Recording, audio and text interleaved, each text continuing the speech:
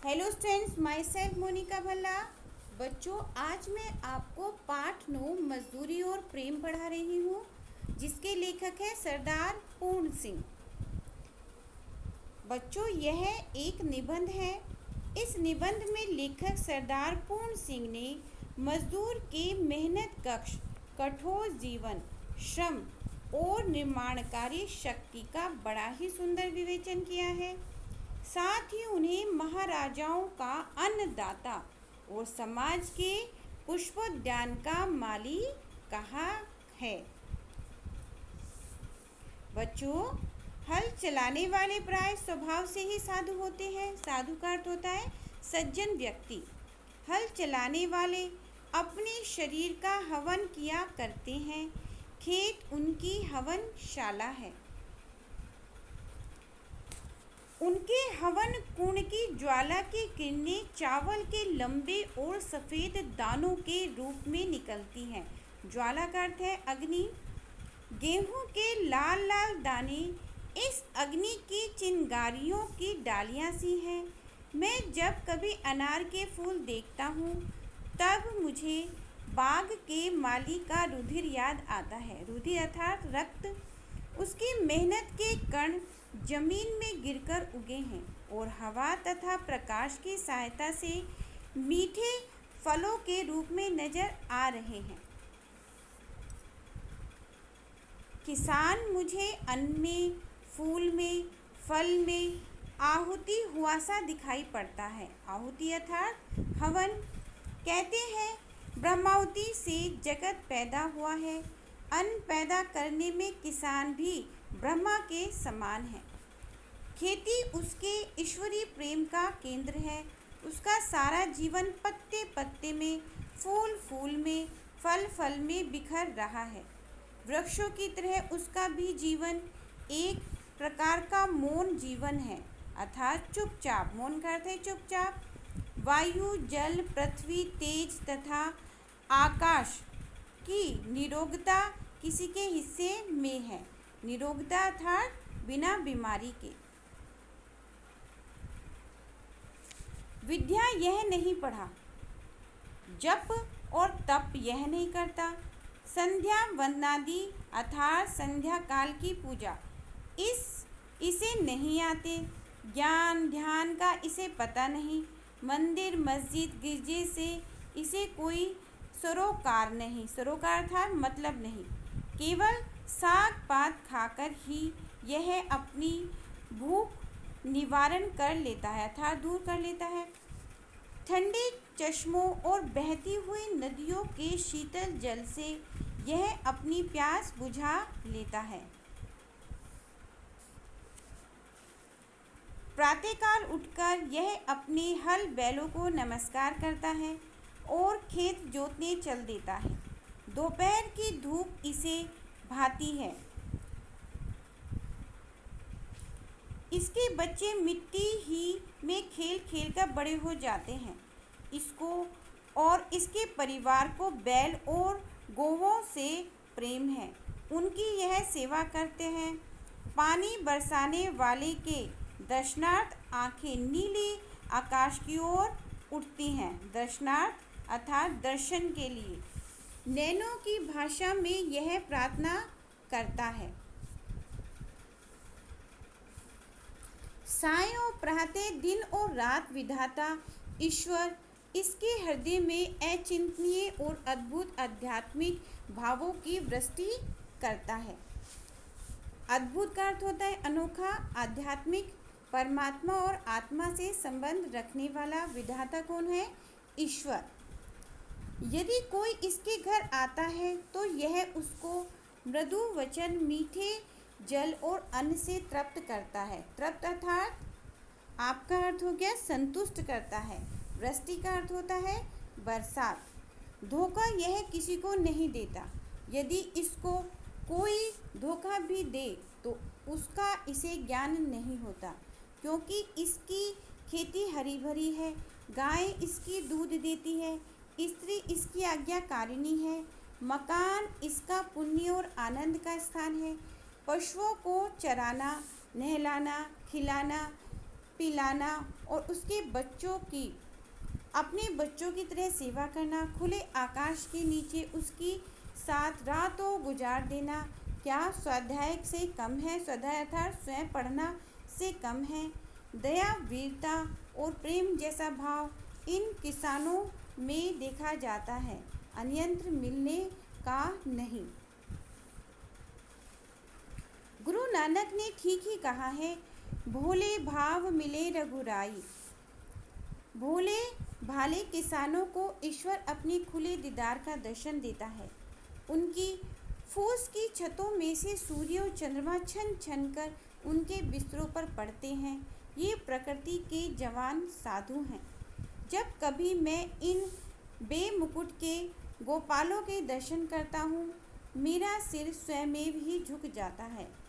जब मुझे किसी फ़कीर के दर्शन होते हैं, तब मुझे मालूम होता है कि नंगे सिर, नंगे पाँव, एक टोपी सिर पर, एक लंगोटी कमर में, एक काली कमली कंधे पर, एक लंबी लाठी हाथ में लिए हुए, गौओं का मित्र, बैलों का हमजोली, पक्षियों का हमराज, महाराजाओं का अन्नदाता, बादशाहों को ताज पहनाने और सिंहासन पर बिठाने वाला, भूखों और नंगों को पालने वाला, समाज के पुष्पोद्यान का माली और खेतों का रखवाला जा रहा है।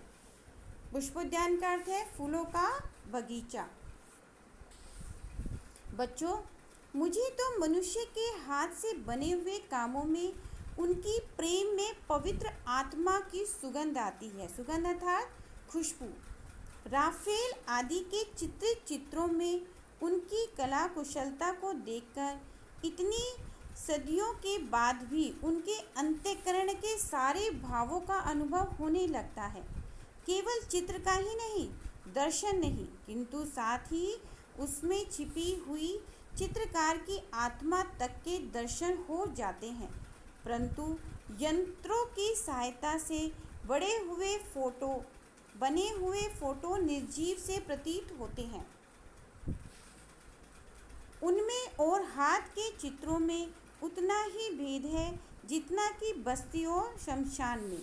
हाथ की मेहनत से चीज में जो रस भर जाता है, वह भला लोहे के द्वारा बनाई हुई चीज में कहाँ।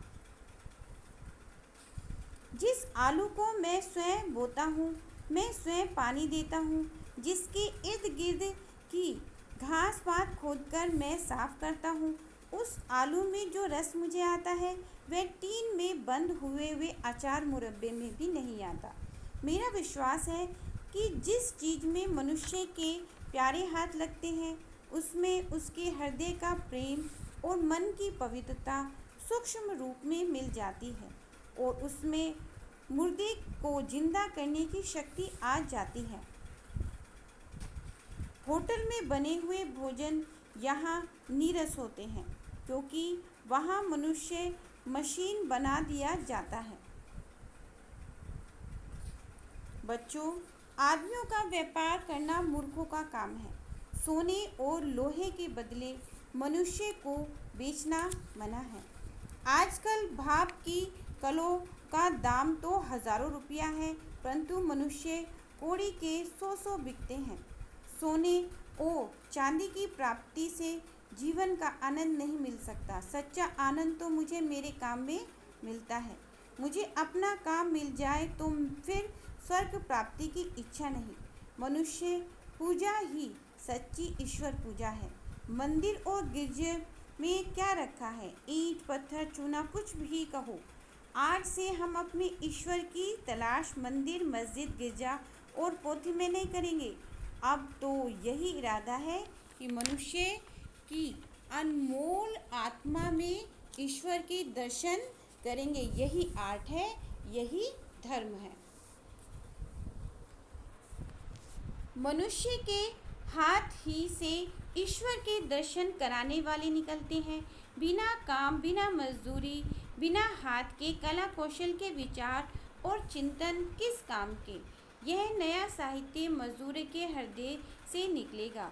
उन मजदूरों के कंठ से यह नई कविता निकलेगी जो अपना जीवन आनंद के साथ खेत की मेड़ों का, कपड़े के तागों का, जूते के टाँकों का, लकड़ी की रंगों का, पत्थर की नसों का भेदभाव दूर करेगी।